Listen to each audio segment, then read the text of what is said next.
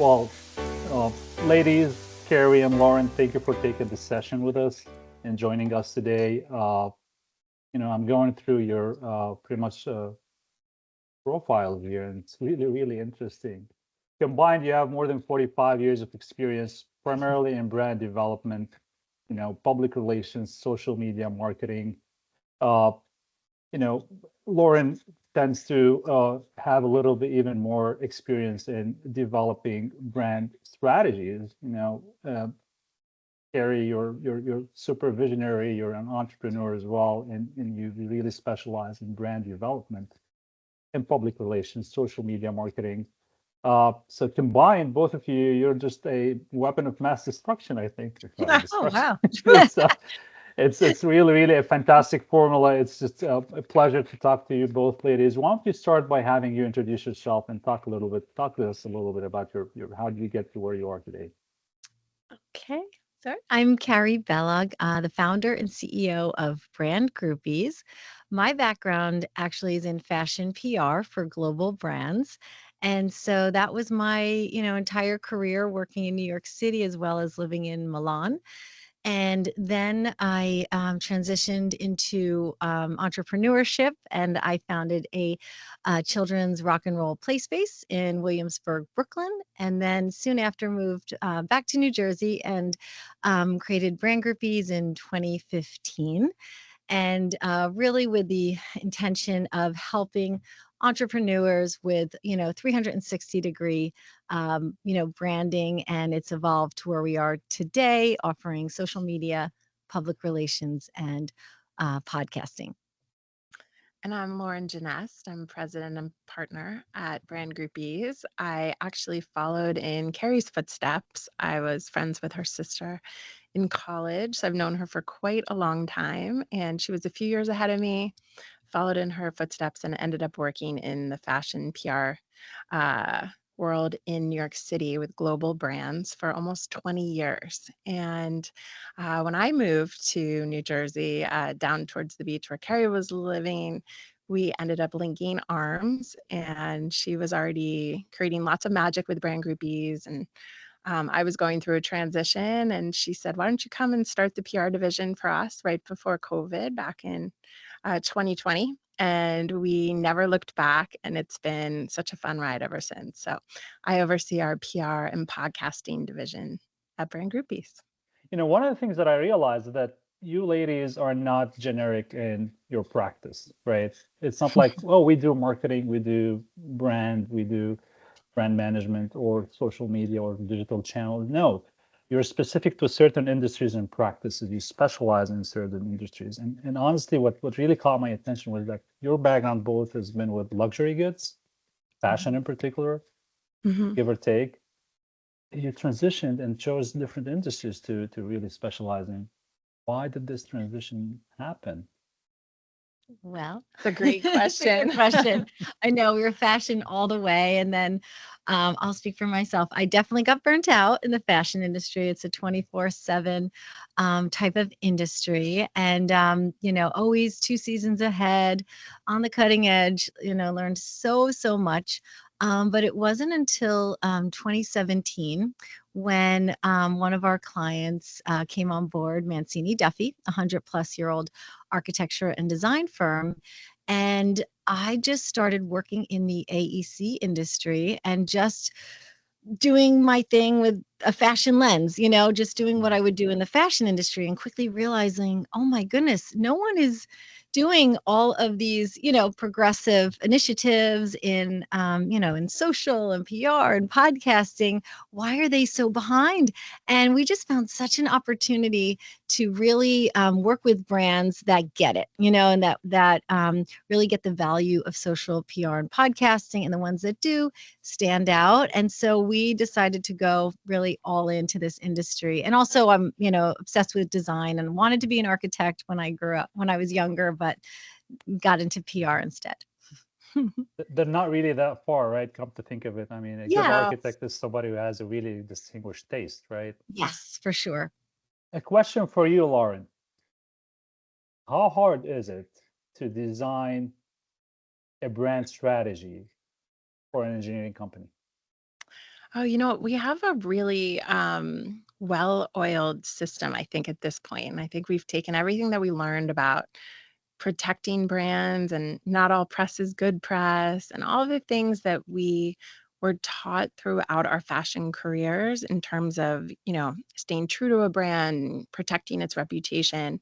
So the first thing we do when we dive into any brand, whether it be engineering, architecture, a construction company, or any of the related fields, is we do something called a brand binge. And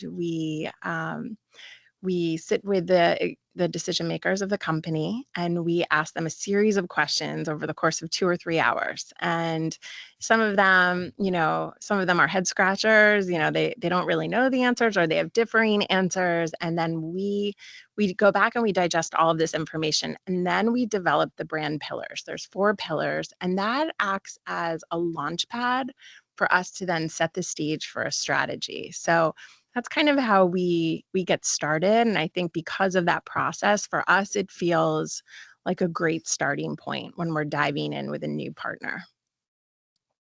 Carey, is it hard to build brand equity?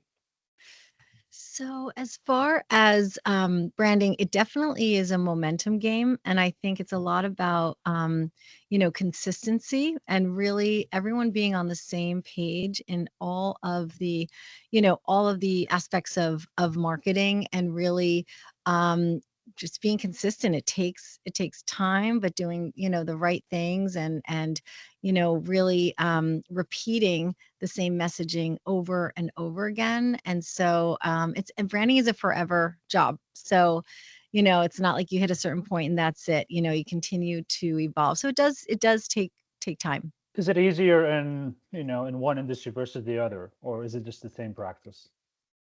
Well, I feel like it is the B2B industry has so much opportunity to do things differently. So if you look at LinkedIn, I think now 5% of people on LinkedIn are posting. So, it's almost like there's so much opportunity in this industry to build the brand equity, to build the awareness and create buzz. And people are watching, but it's all about having that strategy, having that consistency, and being crystal clear on the faces you're putting out there, the messaging, the services, so that people, when they're talking about you and they're talking about your company, they're all saying the same thing, and it's very clear.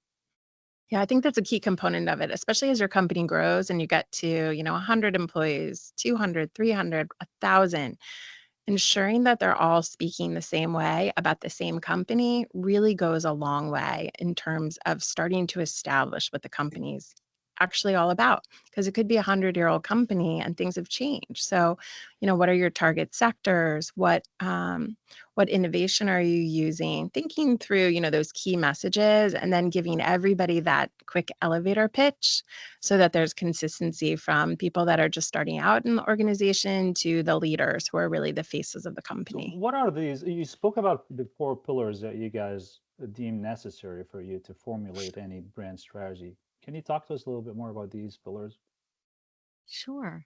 Yeah, it's really it's a system Carey developed, and it's the questions are incredible and they really get you Yeah, thinking. I think so. And I think it was just really breaking it down. I think early on in Brand Groupies, we had startup entrepreneurs, and then we had, decades old companies. And how did we create a strategy for all of them? And we really went down to the foundation.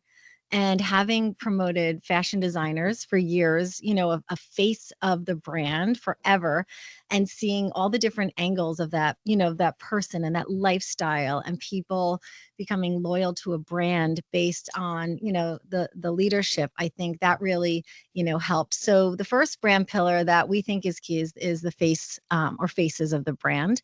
Who from the organization will be the one going out on podcasts, being quoted in the media? You can have 1 to 3. We like, 3 is a good number, but you don't want to promote 10 people because they get lost in the shuffle. You really want to build those reputations, and every person is unique. You're an original. So already that's a differentiating factor, right? Because everyone's different.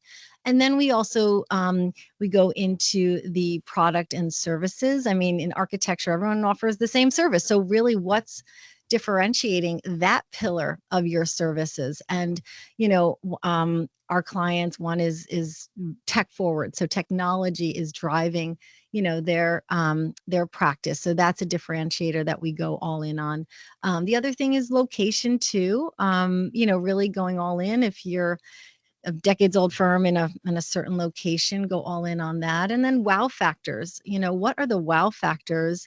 Whether it's, your experience, your vision, you're doing things differently, you're disrupting an industry, what makes people stop and say, oh, wow, that's, incredible about that person or their company. What are the factors that define a brand positioning, if I may say, or perception, in other words? How is it perceived among the mass or the audience? I mean, I actually think that those brand pillars really start to inform the positioning and how you're going to present yourself and your company to the public, right?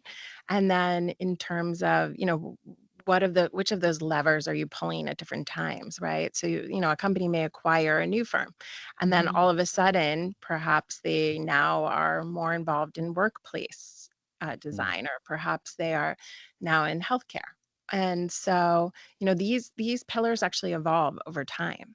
And that's why I think it's really important that you continue as you're updating your messaging and your goals and, are changing and you're evolving, that you're making sure that your team is involved in that conversation as well, so that they're part of, really your ambassadors out there on behalf of the company talking about you. Again, going back to the consistent.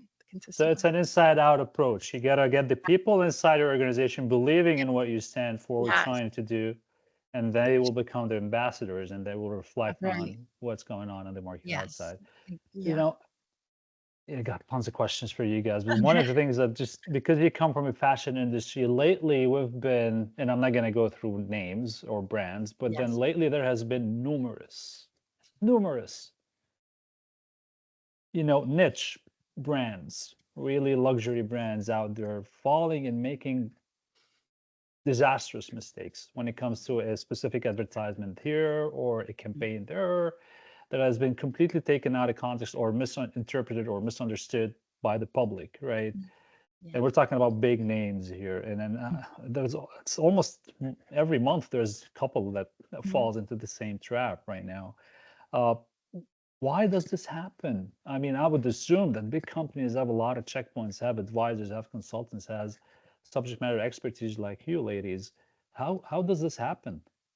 Yeah, it's a good question. I think, our backgrounds are fashion PR careers where we didn't have social media. So we were the gatekeepers. We controlled everything the president said, the designer said. We were really in control of all the messaging. And now with social media, it is one bad shoot that has, I don't know, political reference or something, can go really haywire. And so I think it's really making sure that your internal communications are spot on. I just think that, again, it goes back to 360-degree branding. I think everyone needs to be on the same page and, aligned with the core mission. And, I don't know who's making the decisions. In fashion, I found that there were so many cooks in the kitchen. It was really, I can't even imagine it now with social. And I think the other thing is being so thoughtful about who has the keys to your social media channels, right? Because we've actually encountered so many people in this industry who say, oh, I have Sally in accounting. We always use this reference. Yes. I have Sally in accounting. She does our social. We don't need help with social. You say, man, if you could see how many hours we spend, crafting some posts on behalf of our clients, we take it very seriously. Yeah. And so, from punctuation to tagging the right partners to going above and beyond to look through an event and who are the sponsors, and really being thoughtful about the story we're crafting every single time we post on a brand's behalf.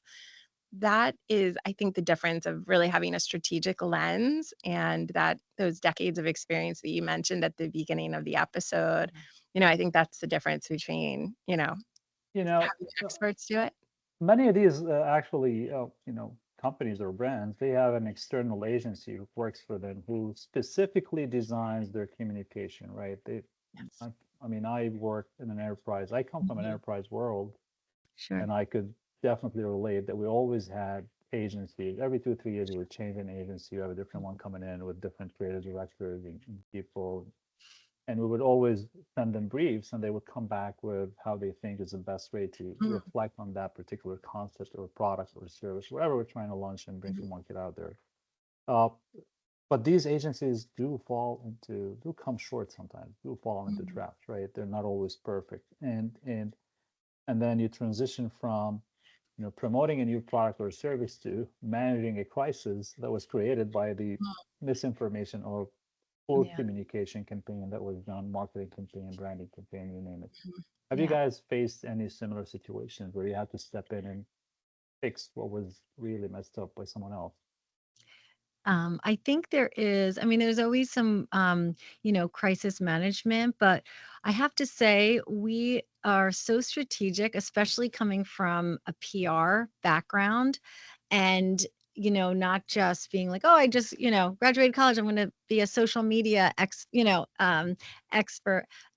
We think so much about what we're putting out there and, also having a journalism background and making sure, we're treating it like it would be published in a newspaper and, that kind of mindset. But, there has been on social, you get comments and you have to reply and you have to say, DM me and we'll talk about it online. If we have to get right back to them, you have to really be on top of comments and feedback. So we've had some instances, but I think in the B2B space, knock on, Yeah.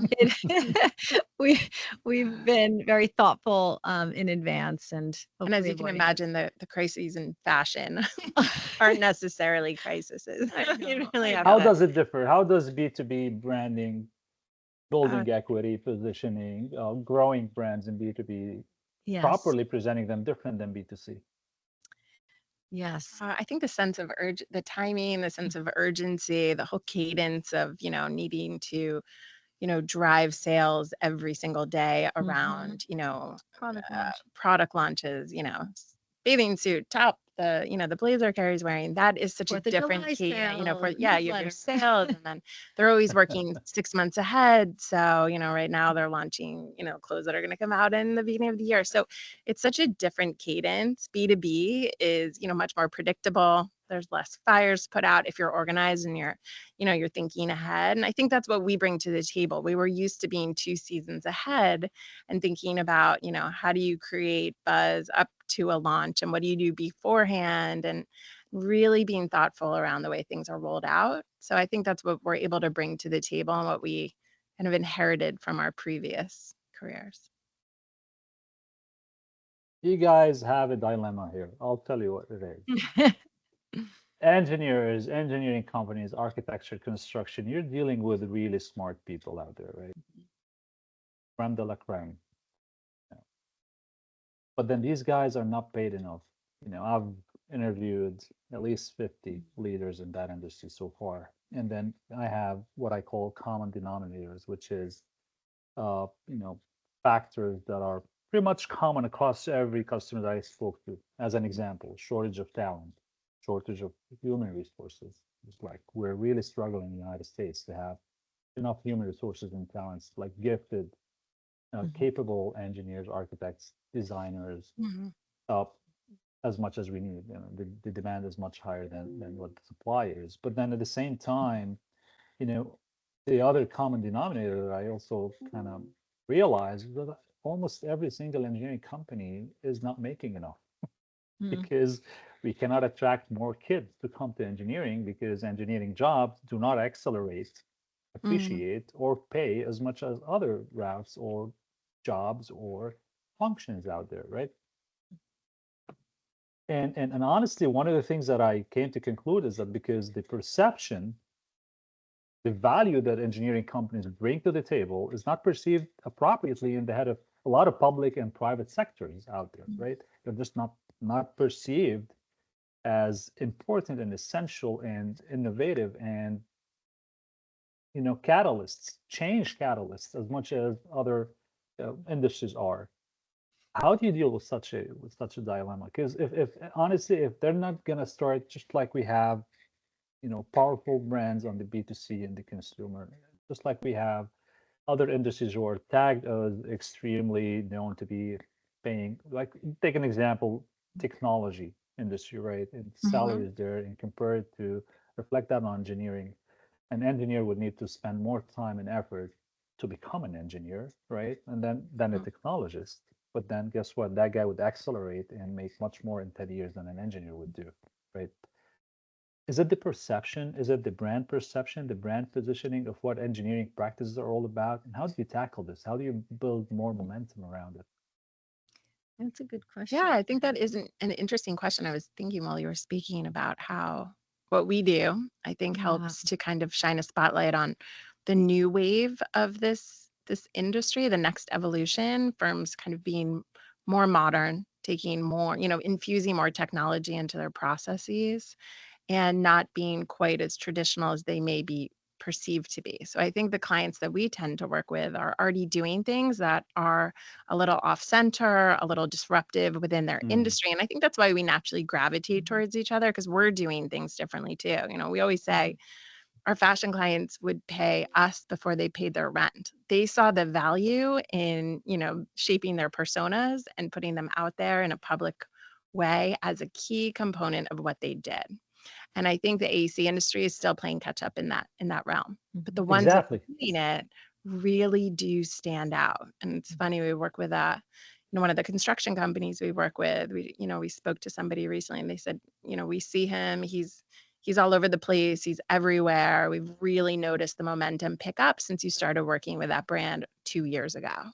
Yeah. And that was from someone, outside the industry taking notice about You a firm know, they've been just engineers are really, really poor. They're about kind of presenting themselves and the Yeah. Sure. value they bring. They I just know. don't. Yes, and it's Uh, almost making them like the rock stars. We always say of the industry, getting them on podcasts, taking them from behind, the scenes and putting them out there and sharing, all that they offer and promoting it. Lauren did an amazing podcast tour of a huge project in Times Square and took the architect, the construction company, the engineer, and like took them to the and on all different podcasts, like a podcast tour, so they could all talk about what they brought to the table, how they work together. And it was just so cool because it definitely, like Lauren said, puts a spotlight on, their career, makes it a little sexier than you might, think, to try to attract, future generations.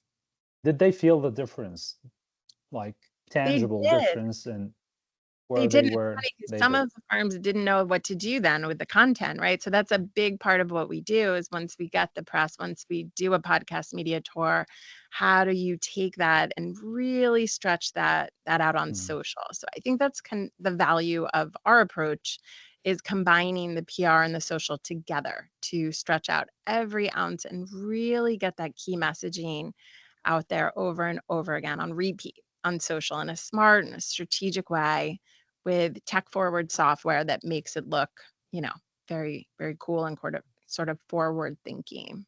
How important is PR with this whole mix? I think that's where it really starts. You're starting to tell the story, you gain the credibility from somebody else, and you get to tap into their network when you go and share it on social. So I feel like, even the dynamics within, we always talk about this, does social fall under PR these days? PR's changed so much, right? Mhm. Most people don't walk around with a newspaper or magazine the way they used to a long time ago. No, they And don't. we see Yeah. so much value in, what you're doing and really in the podcast world, because you think about it, people are running around with a phone in their pocket and they're hopping on and off a subway or in and out of a car, and they can listen to a compelling story that they can tune into for 5 minutes here and 22 minutes there and listen to while they're riding their Peloton and walk away with really interesting stories. So we love the idea of, the evolving media landscape and how social can start to fuel and enhance that approach. Scary in today's world,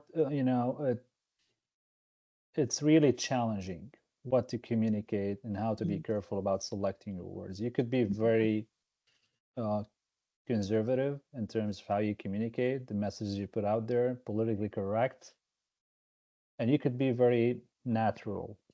Just, just say whatever comes or crosses your mind that you think relates to what you do or what you think. Mhm. What's your advice here? Should be Oh, conservative or should just let it go and write whatever comes on crosses our yeah, minds? it's a good question because, like I said, as a journalism major, it's always crossing your, T's and dotting your I's, and I follow the rules and all of that. However, I think having again bringing it back to fashion, we did so much guerrilla marketing that you really have to you have to take risks and especially to disrupt an industry. I know that's kind of a cliche term, but we do have a lot of clients that are shaking up the industry and they have to say what they think.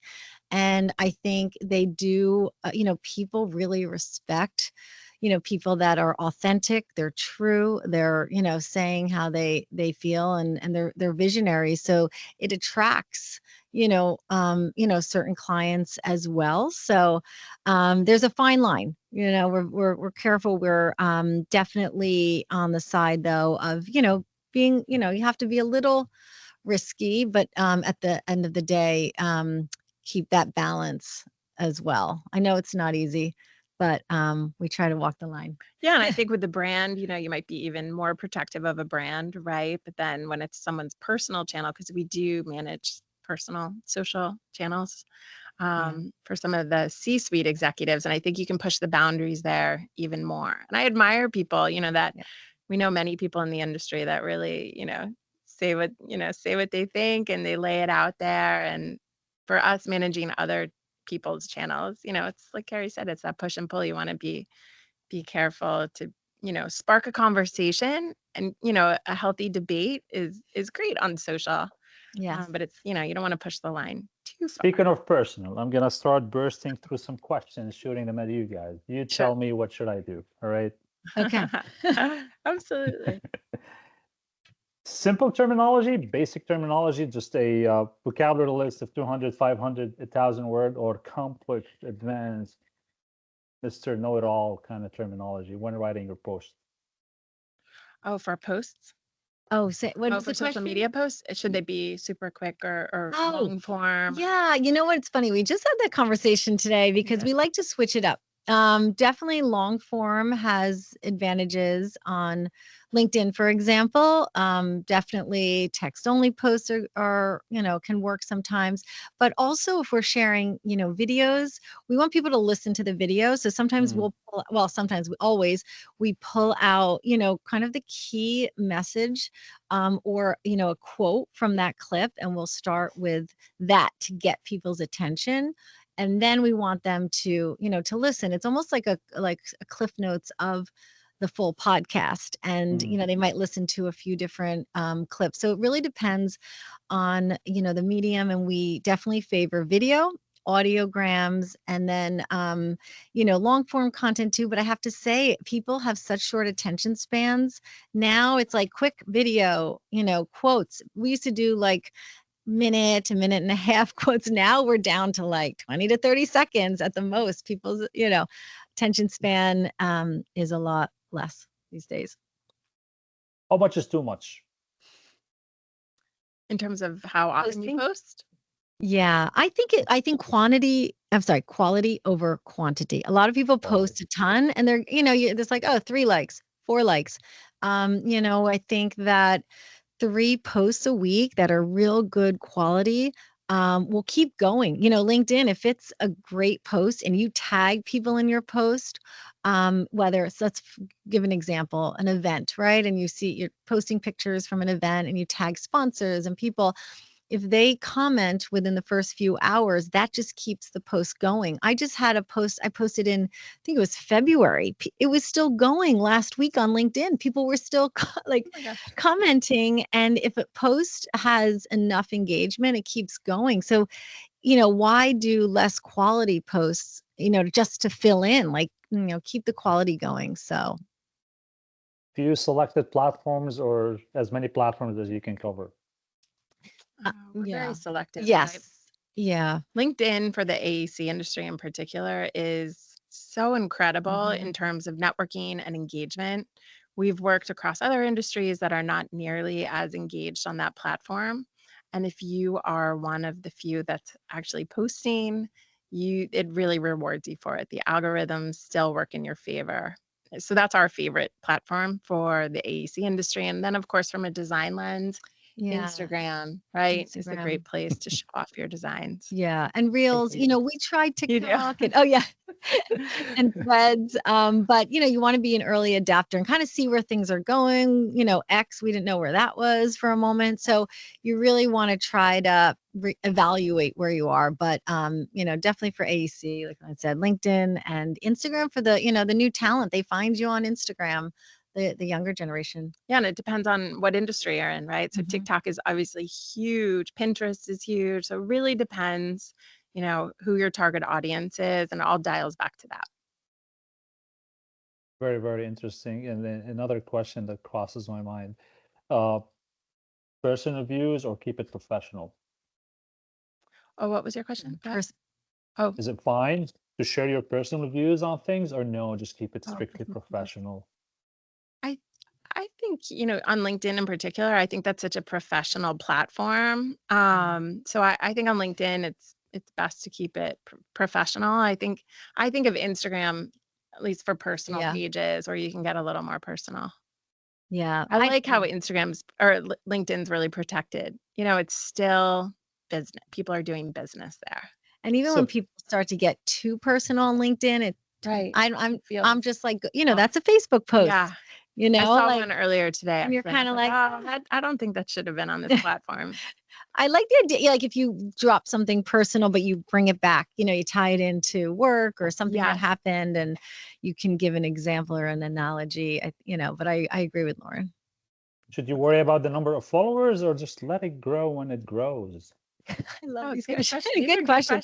Well, it's a misconception. A lot of people base on the followers. It is so hard to get followers unless you're doing, you're spending money on advertising. It's not like it was years ago where you could get so many, organic followers. So a lot of it's in engagement and really views on LinkedIn, for example. You can see how many views, but it's really about really quality posts. I mean, people aren't liking like they used to. I think there was a time where people like, and people just get lazy. Like they've seen it, but they might not have liked it or engaged. And I think it's just continuously being consistent is key. Here's another one. Personal appearance matters or no? It's just what you think of, what quality you have. In terms of the assets that you're putting forth, in terms of, if you dress up, that kind of thing. Exactly.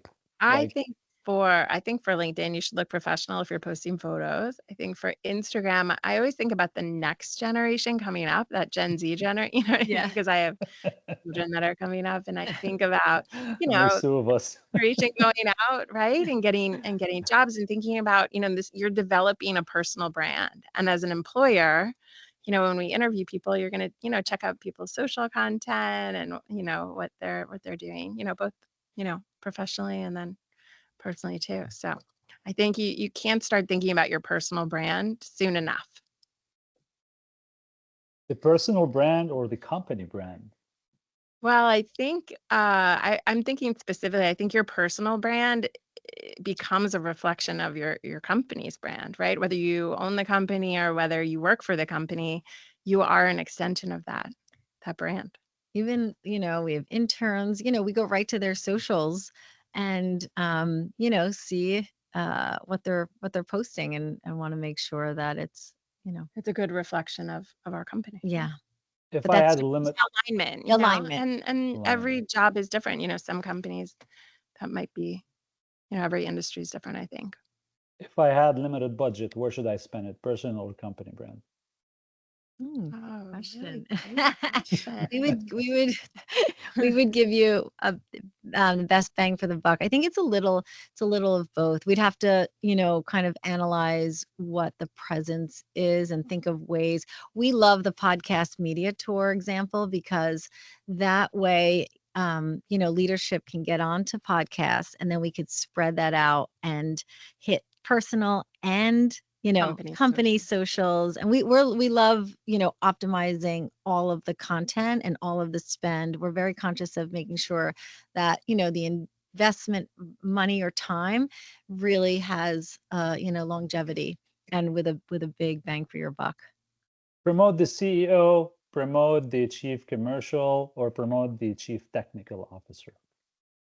Oh, potentially all three. So, like Carey said, when we think about the faces, we would meet with all three of them during that brand binge session.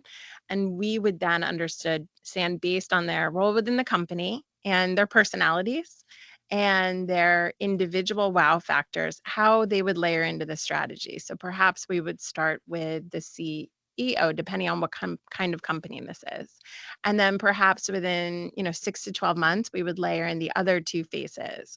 Or if you have really great chemistry between the three of you and you all bring something different to the table and you're all front facing, meaning you all have the personalities that feel like you should be out there as a dynamic duo, then we'd put you all out. And then after we build that momentum, 12, 18 months later, we might say, let's start incorporating some other faces in the company now that you have become known in the industry. And then, well,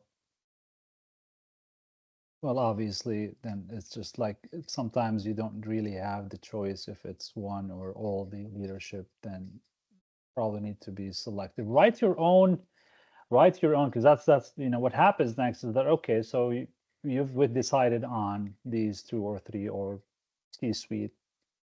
Should they write their own posts or just give it to the professionals? Hand it over. Hand it over. No. And how close these posts should be on reflecting the true personality of these people? Yeah. Oh, I think that when it's your personal page, you should try to be as authentic as you Yes, can. I think you'll get more engagement that way. You want to speak. And how would you to tell? If you're the professionals, how would you know? Well, when we My manage, taste, my mood, my approach, my way of writing things, my way on reflecting on things. so that's what we do over the course of the first few months. We really get to Is it work. hard? I think it's there's definitely an art to getting to know somebody's voice and feeling Yes. comfortable enough that they actually pass it over to you and say, okay, I trust you. And I'm gonna put this channel in your hand. And how about likes and comments? You also manage it. We do. Community engagement. we Yeah. So it's end to end. Yes, and to A to end. Z. But and it's definitely in their authentic voice because that's why we love mixing the social and PR because we can literally refer to their article, their interviews, their podcast interviews, recordings, and so we have like after a while they're repeating the same things and you get to know their voice and you can step inside their shoes and how do you manage your success in managing that account? What's the tangible, the metrics that you use, quantifying the success that how do you do that? I mean, of course you can look into, insights and look at the views, but it's funny. It's, our companies have grown incredibly. growing. Well, other firms were laying people off. Ours were like not, Can't even able to keep up with hire demand. enough. And, we've had comments like, I don't know if it's the PR, the social, the podcast, but people say that we're everywhere and we're like, killing it. It's just incredible, right? To Yeah, our hear. clients have said that, and I On the think go. that's such a barometer for the impact of our unique approach. Yeah. It's very, very interesting. And one question that also crossed my mind is it just the number of likes or the number of followers or the comments being made on whatever you guys are posting that your customers should worry about, or no, it's just the whole perception of the overall company? I think it's the culmination of all of that, because I think that it's hard to track the lifeline of, how you win business, right? But I think when you're slowly dripping on people in a consistent way and you're sharing your story and you're pulsing out the different components of what makes your brand unique. Somebody might hear you on a podcast, they might see an interesting project that you do. We have somebody that reached out to us. We were on a podcast last summer, and an architect from Boston reached out and said, "Hey, I heard you on so and so's podcast. I love him. He's a great host. I listened to your story. I'd love to try to work with you. Let's hop on a call." And when we hopped on the call, we started telling her our story. She said, "You don't have to tell me your story. I listened to the podcast. I already know. Yeah. I know all about you." And that's such a great compliment. And it's funny because we manage podcasts for brands too. And some of the guests that have come on various podcasts will say, "Oh, now, I kind of get it. Now I'll send my podcast episode to somebody who wants to meet with me and say, take a listen to this before we meet, because you'll get to know me well before I come in to meet with you." And There you go. The most valuable content piece: a video, a podcast, a tweet, a what? Yeah. Mm. I mean, I think we like to, I love partnerships. We used to do partnerships in fashion all the time. You see, they're all, labels are hooking up, products are hooking up, this brand for this brand. So, if we're doing a podcast and you are cross promoting and you're collaborating, you're each posting, whether it's the host and the guest and then their company, you are then getting in front of so many different audiences in your field. And those posts I think are so valuable, because there are those partnerships, whether it's on a podcast episode primarily, I think. Yeah, or even bringing, we've done things where, clients of ours are working on huge projects, and then we'll bring, all the key players from that project and do a co-branded podcast. We've done, one with a huge builder in New York City. They worked on a project with one of our clients, and they had their own podcast, and we did a co-branded episode, and we brought 6 or 7 of the key players from the project in, and then it had a special name, and we pulsed it out in a very kind of cool and interesting way. And so we love, I think even the Instagram collaborators, Yes. right? Yes. That's so much fun if you can, both be collaborators on a post and then expose, each brand to new audiences. And then the value in that. most, I know that I probably asked you this question before, but again, just to wrap it up, the most valuable platform, if I am to choose one, LinkedIn. LinkedIn. Yes. Yeah, I kind of thought so. And then, I have a question for you, Carey, just to wrap this up. How easy is it to build and grow a business in the United States these days? Oh, it is. I think it's a lot more challenging than it was a few years ago. There's just so much competition with, social. You could start a business overnight and have an account, social, website, and it's hard to figure out like who's really credible. You know what I'm saying? Like all these marketing coaches, and they started yesterday. Oh gosh. It's so hard to decipher who really has, the cred. But again, it's just, again, back with the consistency. You just, continuously, like little steps, reevaluate what's working, what's not. We've evolved so much to really go all in the AEC industry and narrow it down to our, key services of social media, public relations, and podcast management, because we've found that's an incredible way to scale and grow our team together and really make, a difference with our clients' brands. And my last question to you, how happy are you with where you're at today and what's next? Ooh, these are good questions. I think we're really happy. We're having a great month. We are. Yeah, Yes. It's been a really good year. We've met lots of interesting people. We have some really exciting new projects in the pipeline that are kicking off later this summer. And so I think we're feeling good. We are feeling good. And I think, it's a lot about meeting people in person now, joining, groups. We've joined a lot of different networking groups, and now we've joined ones that really make sense for the types of clients we want to work with. And it's, it's a mutual networking too. We love to help people out and vice versa. And it just is like getting out there and really, being around the right people. And there's a great momentum, right? I feel.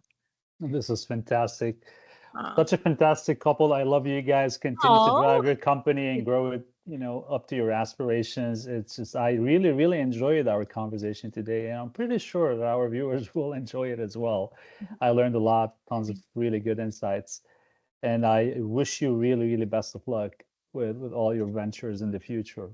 Oh, thank Thank you. you so too. much. This Thank was you so for much having fun. us. It was It such was Yes. a lot of good stuff. A Yes. lot of good stuff Great. here. Can I ask a quick question? yes. Yes. Can you ladies talk about how we came on your radar to begin with? Oh. Talk about that whole thing. Absolutely. I love a brand called it's Architects Fora, right? Fora. And they were on your show, and I follow them and love everything they do. And I said, oh, wait, what is this? What's Up AEC series? And Elizabeth, who's on our team, and I worked to figure out how we could get in touch with you. And we shared the wow factors from our brand pillar sessions about our clients. And you were kind enough to have them on. And we've been excited to share some other people that we just think are killing it in the industry with you as well. And we were very grateful that you called to invite us on your show to share our story. Yeah. Thank you for all of your support. It's a Oh, full really? circle moment.